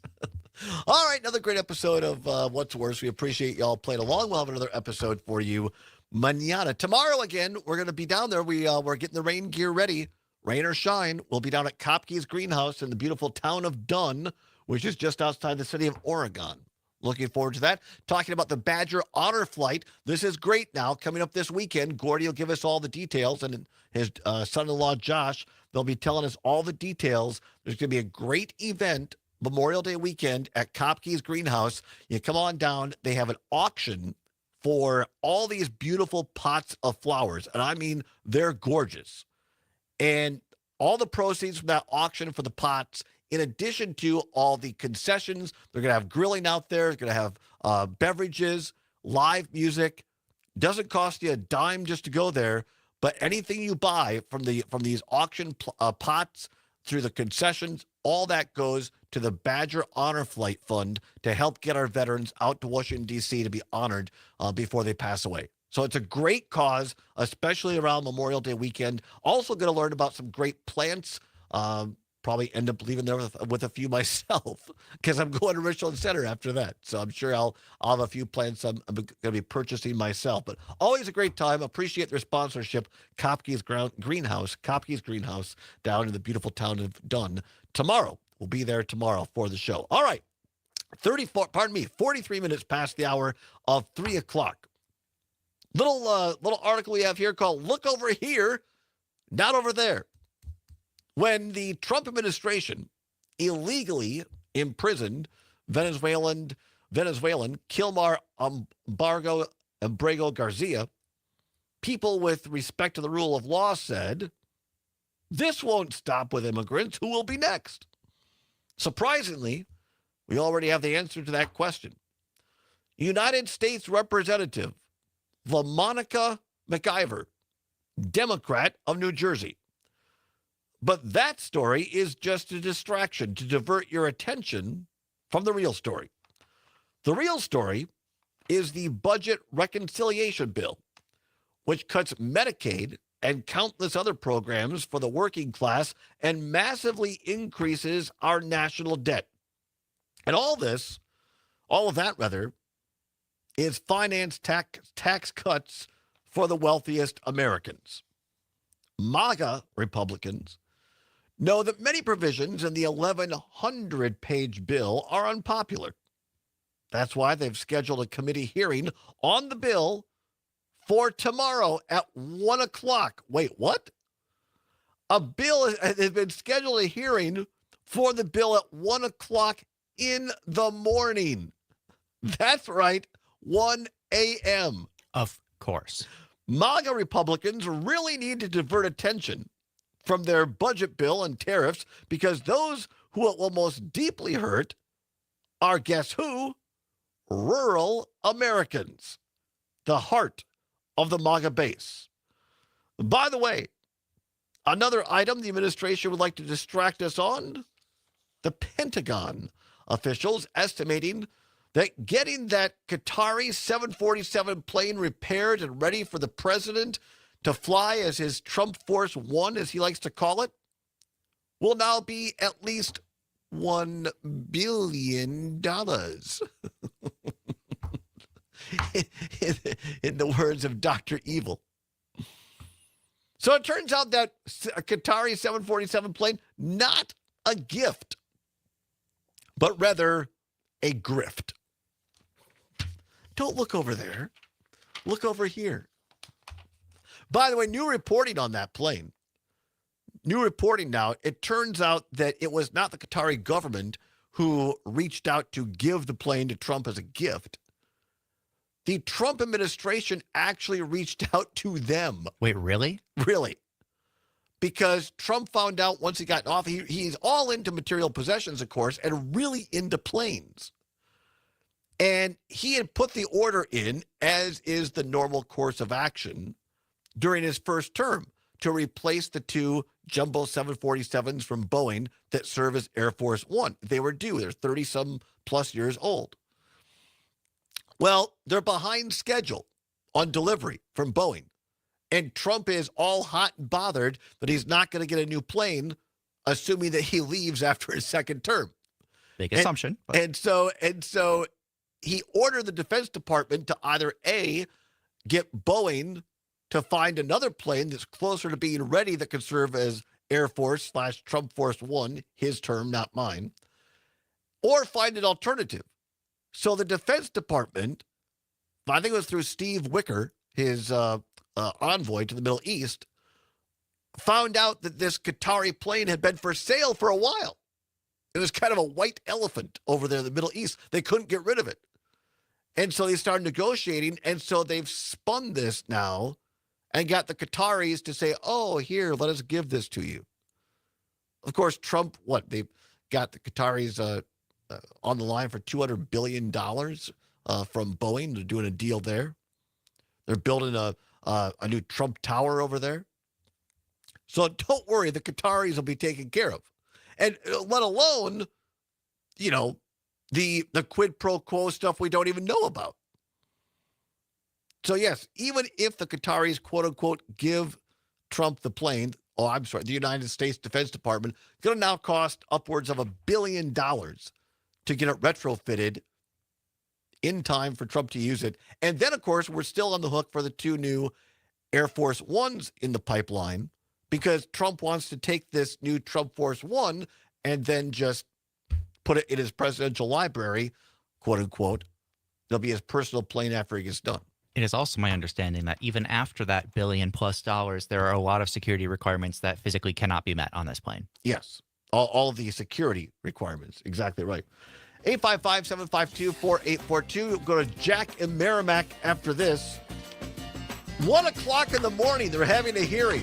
Stay up. Watch on C-SPAN. Back after this on the Civic Media Radio Network.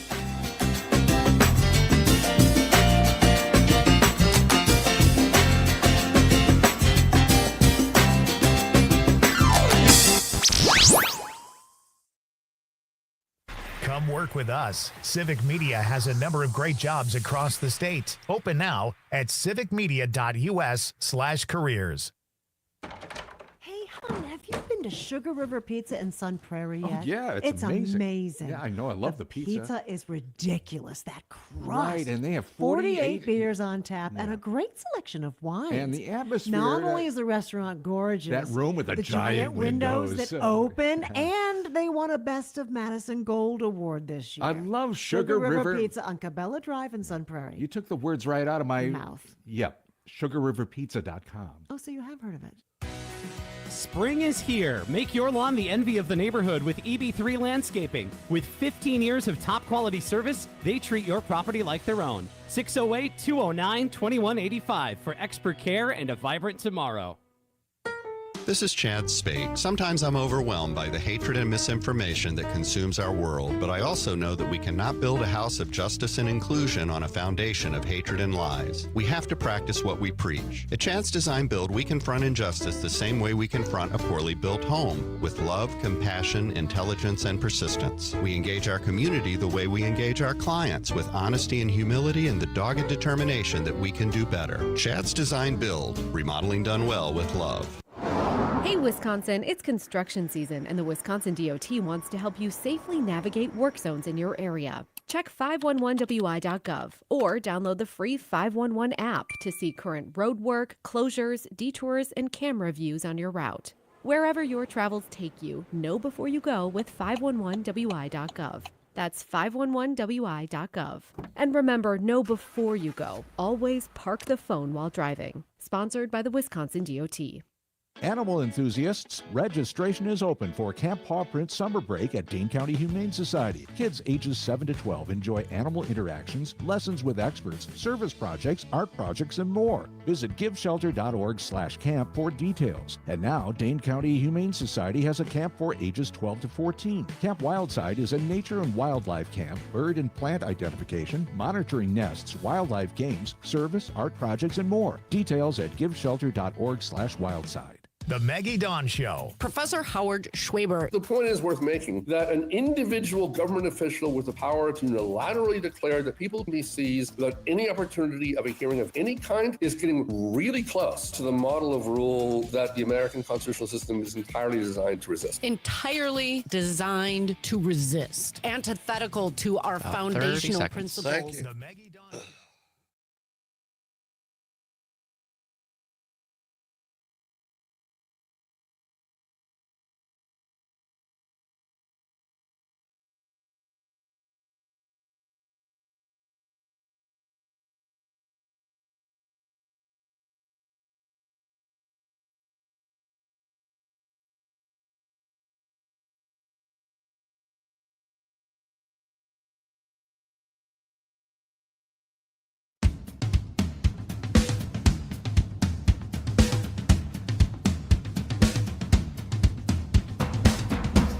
Welcome back to the Todd Allbaugh Show on the Civic Media Radio Network. Glad to have you along. It is now 8 minutes before the hour of 4 o'clock. At the top of the hour, ABC and CBS News come your way, depending upon which of our great stations you're listening to across the state of Wisconsin. A weather update for you. Still cool, rainy, some heavier rains in parts of Wisconsin. Brittany Merlot and the team will have all of that. And then Mike Clemens, our great sports reporter and Cheers aficionado, will be along.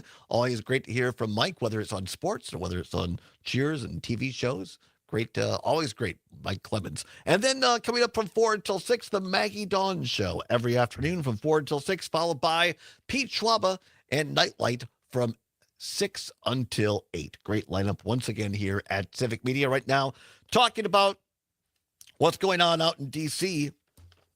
and that the distraction, a lot of these more, I'll call them, I know it's the politically or news sexy type of things. And by that, I mean things that really grab people's attention. And I'm not saying they're not bad either.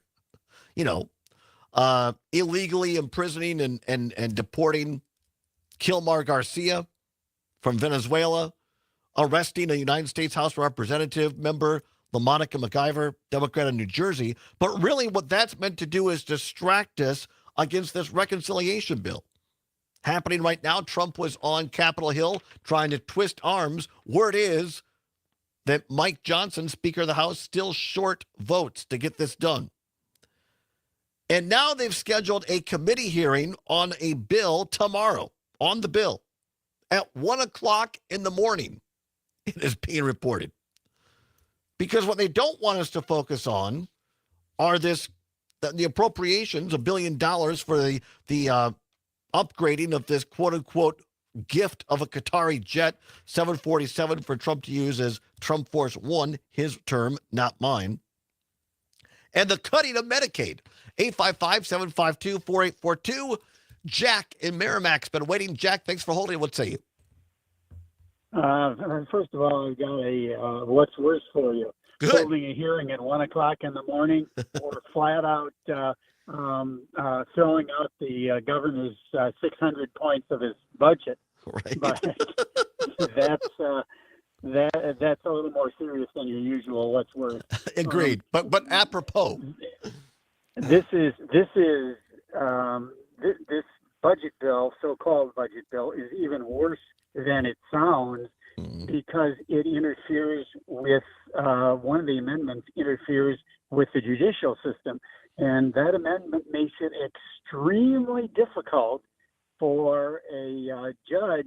When somebody doesn't obey the judge's orders, it makes it extremely difficult for that judge to say you're in contempt and I'm going to fine you or I'm going to put you in jail.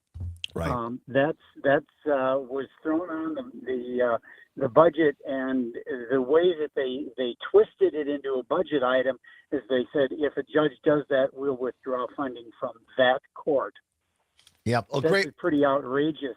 It just this is he's trying to make this into a dictatorship, and if he can destroy the ability of judges to actually have consequences when someone disobeys their orders, we're done. This is a dictatorship. It's already started fascism. Right. No, I really appreciate the call, Jack. Up against the clock, Jack, but you're absolutely right about that. Another bad type of Easter egg that's buried in this bill that could have devastating consequences. Let's go quickly to Wisco Paul. Wisco, thanks for calling. What say you? Well, thanks for taking my call, Todd. I'll make this quick. You just become numb with the amount of lies with the Trump administration. It's hard to keep track. But I will say this, the cuts in Medicaid, to put it in simple terms, people in rural America are going to die in the ditch because they need Medicaid really bad out there. And I want to say one last thing. After the things that have come down about Joe Biden in the last several days, I do have to believe that the people around him knew his health condition, and he should have dropped out. Shoulda, coulda, woulda, but he should have dropped out. And I don't believe that if he wouldn't have, we wouldn't have this guy as president. If Right. Democrats would have had a primary, I just think Trump would have never made president again. Okay, thanks, Todd. Have a great day. Appreciate the call, Wisco. Thank you so much. Yeah, I mean, so many of these things, as Wisco said, we'll never really know how it would have played out. I think it's really unfortunate that this book by Jake Tapper is coming out this week. I think today is the actual official release date, looking back at Joe Biden's last term and making this decision to run for re-election and then having to pull out, and whether or not the people around Biden were giving him accurate information and whether or not people around Biden were trying to cover up his real condition from the press. To me, it's kind of immaterial. I mean, Biden's never going to run for anything ever again, and many of the people that were around him are never going to work in politics at a high level again. I would personally rather take energy and put it towards the future and future elections. And also the fact that now we know that former President Biden has stage 4 prostate cancer. Look, I say let the guy in peace, and I wish him well. I hope for a recovery if it's possible, but comforting if it's not. And I just don't know that now's the time to be piling on Joe Biden. And again, to the point, what good does that do? I mean, I think it's more important to take a look at the Democratic Party as a whole right now, and kind of the mess that they're in nationally, at least. And now breaking news today, this afternoon, that that the current Wisconsin chairman, Ben Wickler, is endorsing one of his lieutenants for his replacement over the kind of front runner, Joe Zepecki, who has been on this show, who's a communication guy. So I don't know how, I'm not a Democrat, so I'm not sure how all that's going to play out in the state Democratic Party. But I think that Democrats would do a lot better looking at the future of the party rather than spending time trying to do an autopsy on the past politically. I 100% agree. Yeah. Great show today. Appreciate everybody being here. Many thanks to Kira Sabin. She'll wrap up her series on mental health awareness next Tuesday. We'll be at Kopke's Greenhouse down in the town of Dunn tomorrow. Going to talk about Badger honor flights and plants. Won't want to miss it. Be with us then. Until then, whatever you're fighting for, whatever you believe in, do not give up. Keep banging your drum. We'll see you tomorrow. Maggie Todd is next.